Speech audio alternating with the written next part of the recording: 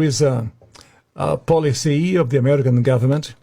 It's called the Kissinger Report, which was produced in the mid-70s when Henry Kissinger was involved with the government.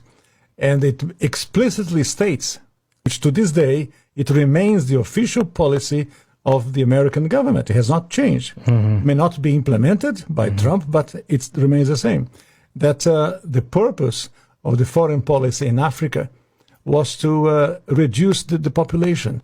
So to give aid to countries in Africa, not clean water and schooling and things like that, but contraception and abortion, in order to shrink the population of Africa, because they have great mineral resources there. That sounds diabolical. It is, yes.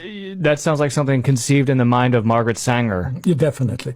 And so at the time, Kissinger and those involved with the Carter administration wanted to shrink the population, make sure that the Africans do not develop and do not use the resources for themselves, because we in the States, we need them. There's a concerted effort of foreign powers to control the population of Africa.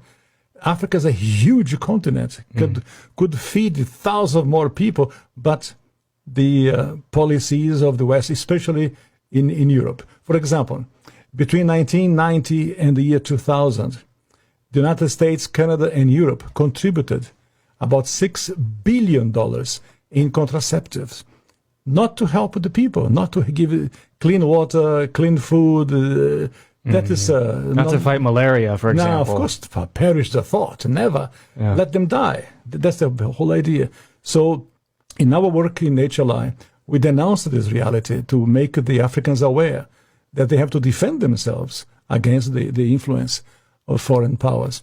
Is it just the United States, or do you believe that China is also playing a role in jockeying for the resources of Africa? China is playing a major role because China is buying property in Africa. For example, in Mozambique, which is a Portuguese-speaking language country, when Portugal was in charge of Mozambique, they used to export rice. Now they are importing rice from China because they cannot produce. The socialism has wrecked the production of rice. And the Chinese come and buy farms. So about almost a third of Mozambique belongs to China. So I was in other countries of Africa, the same reality. In South Africa, the Chinese are buying property, buying land in Africa. And they send their own workers, the Chinese workers. They don't employ people of the place.